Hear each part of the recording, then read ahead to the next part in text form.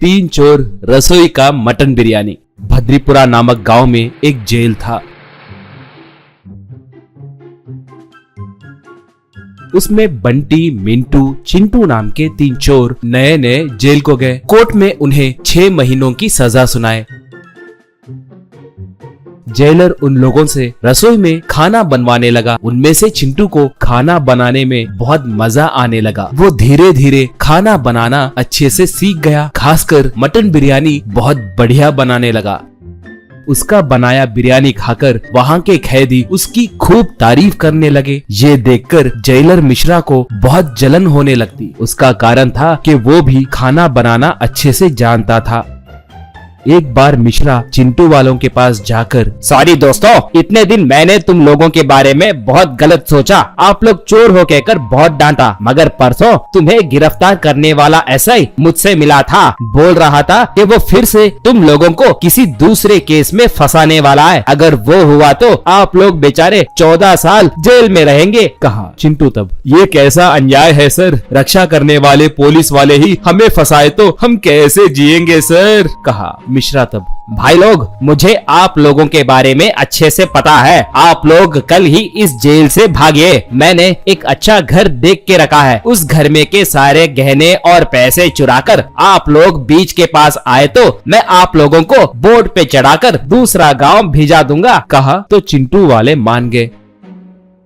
अगले दिन मिश्रा उन्हें एक एड्रेस देकर जेल से भागने में उनकी मदद किया। चिंटू वाले उस एड्रेस को ढूंढते हुए उस घर को पहुंच गए।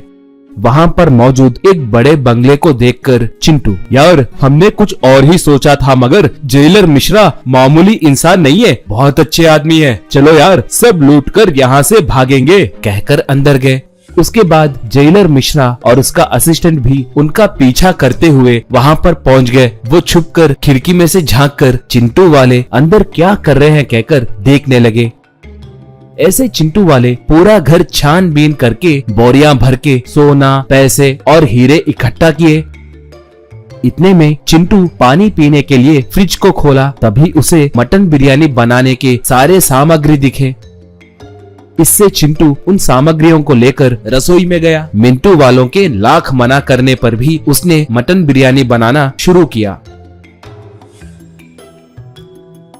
ये देखकर जेलर का असिस्टेंट जेलर से, क्या सर उनके पास उतने गहनों की बोरियां हैं, अब आप उन्हें क्या करने वाले हैं, पूछा। जेलर तब, अरे पागल, ये किसका घर है सोच रहे हो? ये हमारे आईजी जी का घर है। परसों उसने मुझे बहुत डांटा था ना, इसलिए थोड़ी ही देर में एसीबी वाले भी यहाँ पर आएंगे। वो लोग आकर आईजी के साथ साथ इन चोरों को भी अरेस्ट करेंगे। मेरा बदला पूरा होगा।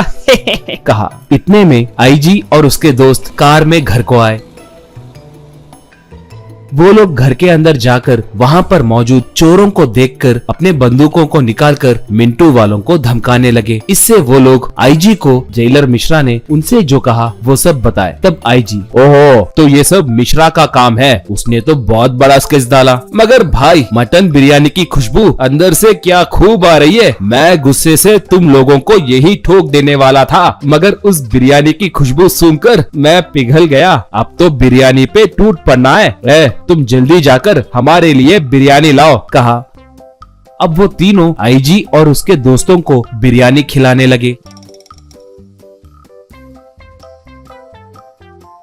ये सब खिड़की में से देख रहा जेलर का असिस्टेंट, सर आप कुछ गलत मत सोचिए सर, आप इतने बड़े बेवकूफ हैं कहकर मैंने नहीं सोचा। कैदियों को भगाना आपकी पहली गलती है, उन्हें हमारे आईजी जी के घर में चोरी के लिए भेजना और ये बात एसीबी वालों को बताना आपकी दूसरी गलती है। देखिए सर, एसीबी वाले और हमारे आईजी सर सब मिलकर कैसे आराम से बिरयानी खा रहे हैं। चिंटू वाले जब जेल से रिहा होंगे तब आईजी वाले उनसे एक होटल शुरू करवाएंगे और आखिर में आपको नौकरी से निकाल देंगे। हाँ एक और बात, मैं आपके पास दिखा तो मैं मेरी नौकरी भी खो बैठूंगा, इसलिए मैं अब यहाँ से भाग रहा हूँ, कहकर वो वहाँ से भाग गया।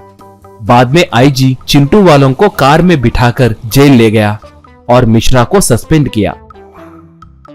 बाद में चिंटू से एक अच्छा मटन बिरयानी होटल शुरू करवाया।